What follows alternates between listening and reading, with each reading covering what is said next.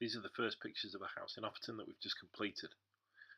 There was a problem with the drainage and we were asked to come and deal with the drainage, but at the same time deal with the grass. Here's the front garden.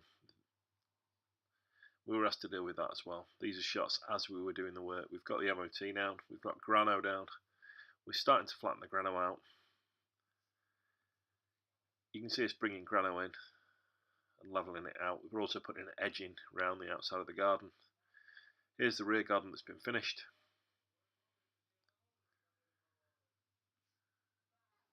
The customer already had some outside buildings that he didn't have really good access for in the winter months when the garden would flood.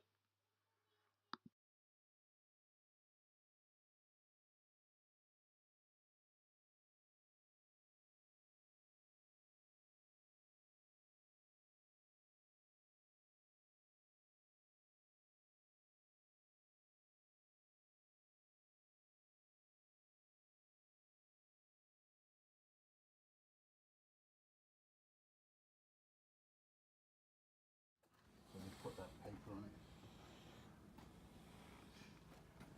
I was going to put some behind the shed, Right. because we've put an edge on the corner for him.